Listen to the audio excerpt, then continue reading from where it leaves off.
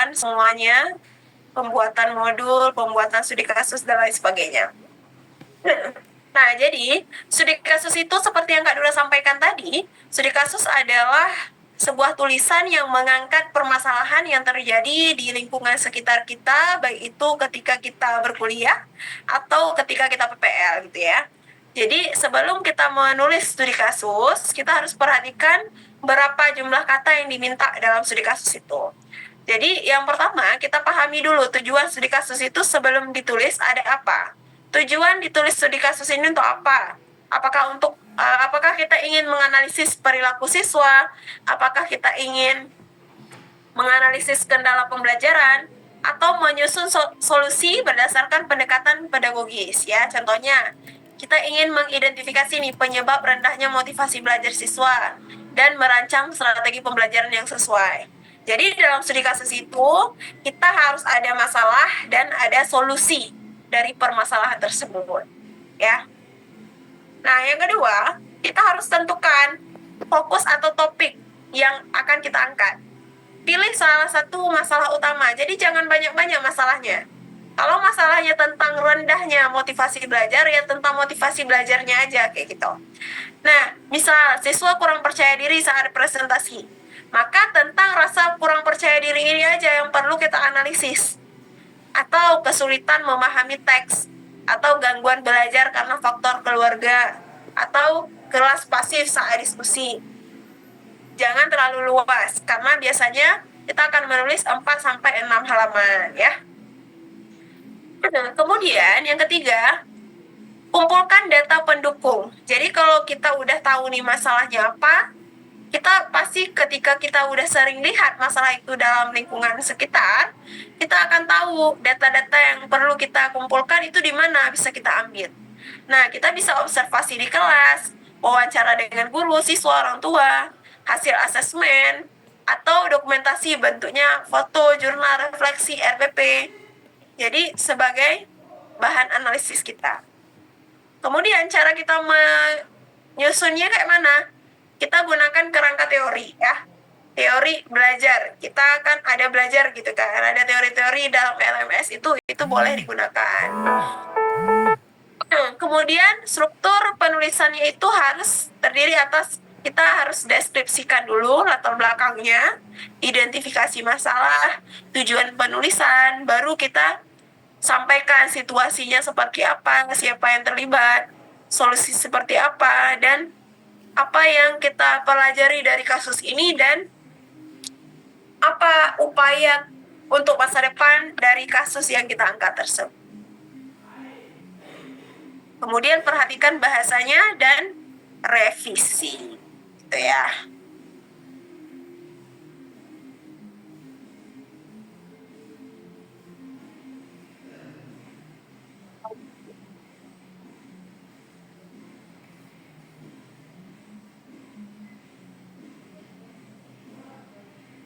Gitu, untuk studi kasus sepertinya lebih banyak ke aksi ya. Nanti teman-teman kalau misalnya mau kita review studi kasusnya juga boleh.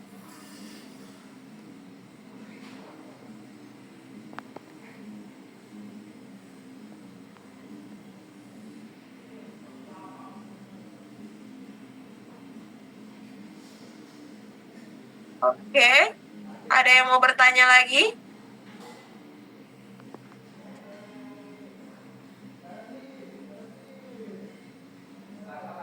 Udah habis ya sesinya.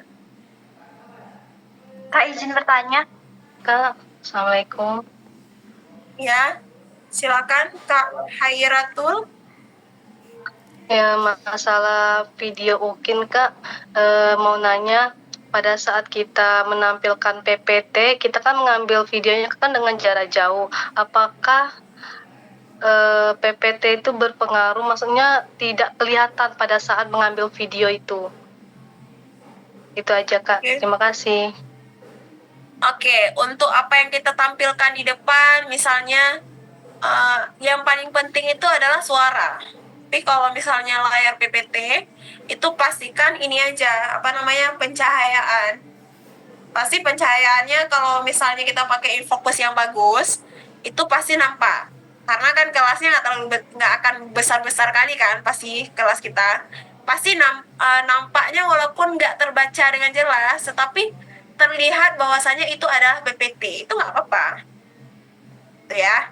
Jadi nggak harus ada kamera yang nge-zoom nggak harus. Yang penting ada tripod, nampak aktivitas. Yang paling penting UKIN itu adalah aktivitas pembelajaran, bukan tulisan-tulisan itu harus nampak, nggak harus. Karena kan kalau misalnya dipaksa nampak seperti mata dekat kali nggak mungkin gitu ya. Jadi yang paling penting adalah aktivitas pembelajarannya jelas gitu. Mungkin bawa mic kecil gitu boleh kak? Boleh, dibawa aja mic-nya, tapi jangan lupa dites-tes dulu ya. Pokoknya ada kawan yang melihat aktivitas teman-teman di kelas, biar nanti ketika mic-nya udah mati, kadang-kadang kan mic-nya nggak terhubung lagi atau bluetooth-nya ini gitu ya, jadi harus disesuaikan. Oh, baik Kak, terima kasih ya Kak. Ya, sama-sama. Kak, izin bertanya Kak. Ya, silakan Kak Putri. Baik Kak, terima kasih atas kesempatannya.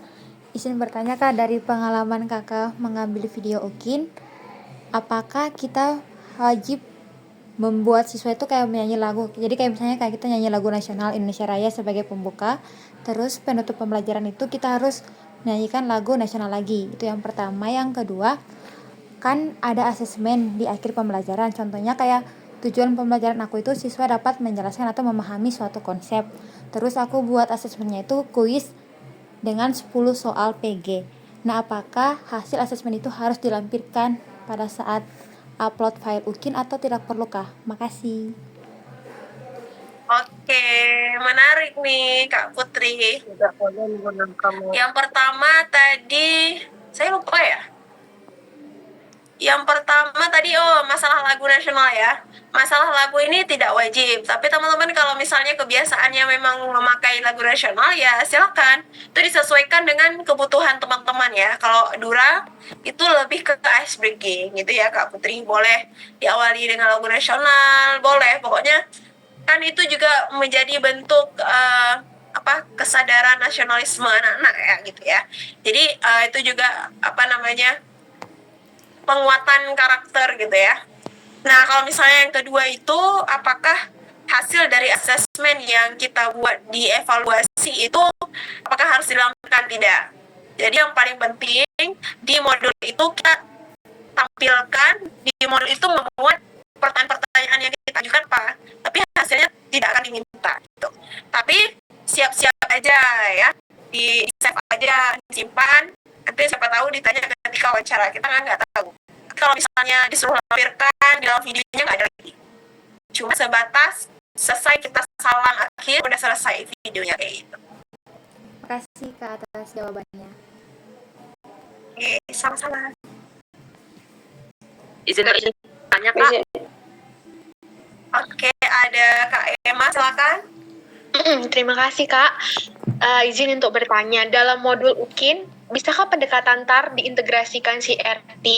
Nah, untuk misalnya saya memilih TAR, asesmen formatifnya itu kan dibuat sesuai dengan tingkat pencapaian siswa.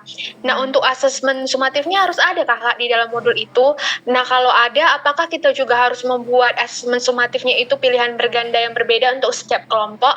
Sebelumnya terima kasih Kak. Nah, kalau misalnya itu disesuaikan dengan model yang dipakai. Kalau misalnya TAR tadi kan sesuai tingkatan siswa kan, tingkatan pengetahuan. Berarti ya evaluasinya juga harus disesuaikan kayak gitu. Jangan dicampur-campur, harus sejalan kayak gitu. Kalau misalnya per kelompok yang diuji itu adalah tingkat pengetahuan mereka, ya disesuaikan terus kayak itu, sejalan. Berarti ada dua nanti asesmen dibuat di situ Kak. Ada asesmen formatif, saya buat studi kasus, lalu asesmen sumatifnya itu pilihan berganda, gitu Kak. Berarti itu kalau dibuat dua cukup nggak waktunya? Nah itu Kak, itu yang saya bingung Kak. Nggak apa-apa asesmen sumatifnya itu dihilangkan Kak. Soalnya kata dosen saya harus ada sumatifnya, terus kan waktunya nggak cukup juga kan Kak. Berarti kalau misalnya dosennya menganjurkan untuk dua-dua harus dibuat, teman-teman, jumlah soalnya yang dikurangi, kayak gitu. Jumlah soalnya yang dikurangi disesuaikan dengan durasi waktu, gitu aja. Oke, Kak. Jadi di dalam modul UKIN itu tadi, Kak, saya bisa membuat pendekatan TAR dan diintegrasikan dengan CRT gitu, Kak. Boleh, kalau misalnya mau berinovasi seperti itu, asalkan teman-teman sudah paham dengan apa yang teman-teman buat, dan teman-teman bisa mempertanggungjawabkan ketika nanti ditanya di sesi wawancara, kayak gitu. Oke, terima kasih, Kak. Oke. Kak, izin bertanya. Misalnya nanti pembelajarannya ada kegiatan berkelompok, apakah sedari awal tempat duduknya sudah dibentuk berkelompok? Lebih baik dibentuk berkelompok sebelum di tag video. Jadi dalam video anak-anak sudah duduk berkelompok, biar anak-anak tidak seret-seret kursi. Ya, karena kalau mereka seret-seret kursi, nanti lama waktunya. Jadi nanti tinggal menyampaikan, baik anak-anak ibu hari ini, kita akan duduk berkelompok, langsung saja ya. Anak-anak ibu sudah ibu bagikan dan ini sudah duduk di kelompok masing-masing ya. Iya bu, gitu aja. Verifikasi lagi, ya. Disampaikan ulang yang membuktikan bahwasanya kita sudah membagikan kelompok pada pertemuan sebelumnya. Oke, lanjut ke Kak Anita.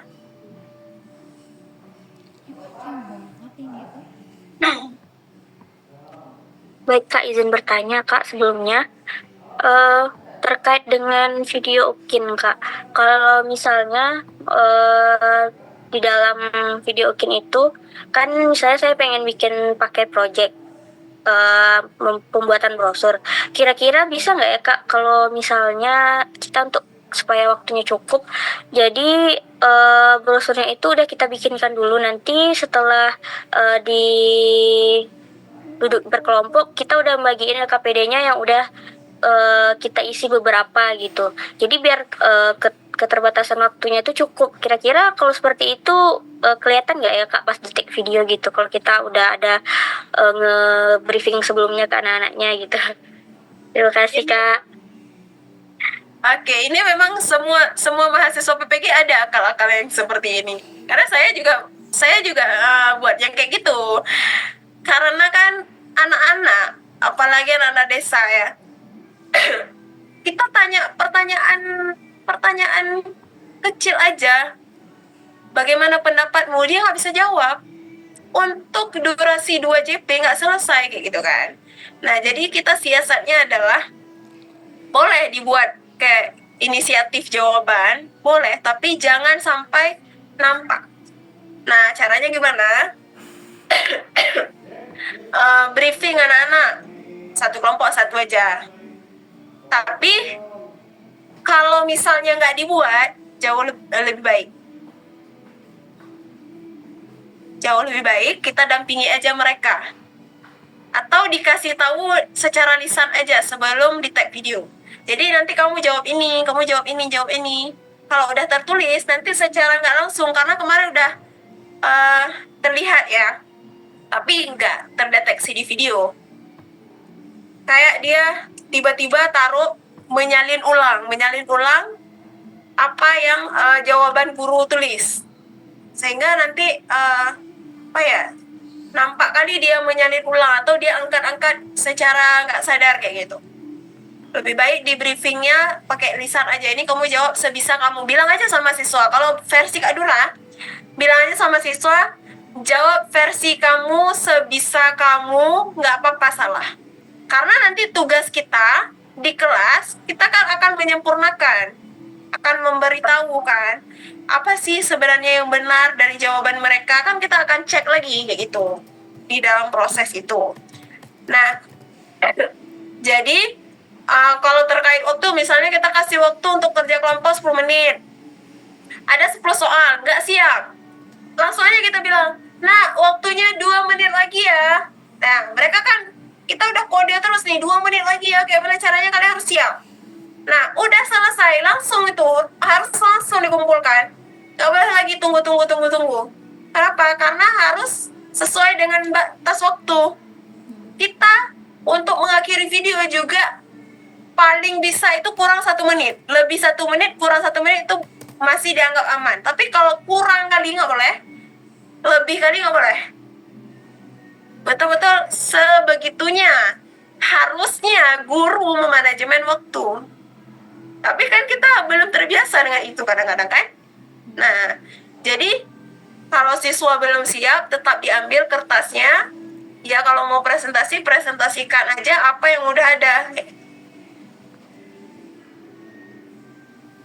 Baik Kak, terima kasih. Boleh nggak Kak tanya satu pertanyaan lagi Kak? Ya, silakan. Sebelumnya mohon maaf Kak, kamera saya nggak bisa hidup karena emang jaringan di sini lagi kurang bagus. Jadi pertanyaan saya selanjutnya yaitu mengenai ini Kak, asesmen. Karena kan pasti dalam modul untuk kini kan ada asesmen. Nah kebetulan selama PPL ini kan itu ada asesmen formatif, ada asesmen sumatif. Nah di asesmen formatif ini kan ada 3 ya Kak, ada afektif, fisikomotorik, keterampilannya, terus kemudian sama yang terakhir pengetahuan. Nah pengetahuan itu biasanya kalau dalam pengalaman saya di PPL itu yang dijadikan untuk soal di soal evaluasi. Sementara kalau sumatifnya itu kalau kata dosen saya itu di saat kita ujian semester atau ujian tengah semester seperti itu. Jadi kira-kira di dalam modul itu gimana ya Kak bagusnya kita lampirin juga soal sumatifnya atau hanya sampai di asesmen formatif saja seperti itu Kak? Terima kasih Kak. Kalau Kak Dura hanya menguji bagian ininya aja, bagian materi di hari itu aja, nggak sampai yang harus lebih detail ya, karena harus sesuai dengan tujuannya aja. Kalau udah sesuai dengan tujuan, satu pun asesmen nggak apa-apa, karena kan yang kita ukur adalah ketercapaian tujuan pembelajaran. Kalau udah ada satu asesmen yang sudah bisa mengukur ketercapaian tujuan pembelajaran, itu sebenarnya sudah dianggap kita melakukan asesmen pembelajaran dan sudah mengukur apakah siswa sudah paham dengan apa yang kita sampaikan hari itu atau belum. Untuk kita evaluasi pertemuan selanjutnya seperti apa yang akan kita laksanakan. Berarti nanti kalau di modul UKIN-nya di asesmen sumatifnya nggak kita lampirin, nggak kita tulis di dalam modul itu nggak masalah ya Kak? Berarti Kak cuman sampai di asesmen formatif di bagian pengetahuannya gitu, di soal evaluasinya aja kita lampirin seperti itu nggak apa-apa berarti Kak ya? Asesmen sumatifnya nggak perlu gitu. Kalau di modul tetap untuk bayangan-bayangan untuk soal-soal ujian itu tetap dilampirkan di modul. Tapi untuk di kelasnya cukup 1. Untuk aksi di kelas cukup 1 kayak. Berarti di modul itu ada 2 soal, ibaratnya ada 2 soal. Misalnya kalau di formatifnya saya kasih 5 soal, berarti di sumatifnya saya kasih 10 soal. Seperti itu berarti boleh ya Kak? Boleh. Oke. Baik, terima kasih Kak. Oke, sama-sama. Kak, izin Kak bertanya Kak.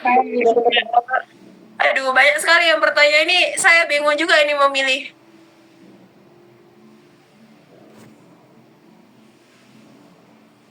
Izin bertanya Kak. Kak Ida, apa namanya? Bantu pilih ya, siapa ya? Banyak sekali yang bertanya hari ini. Kak, kalau duduk berkelompok, mana nih? Kak, kalau duduk berkelompok berarti kursi dan meja dibentuk 2 meja digabung kursi. Misal 5 kursi dengan 1 kelompok terdiri dari 5 siswa.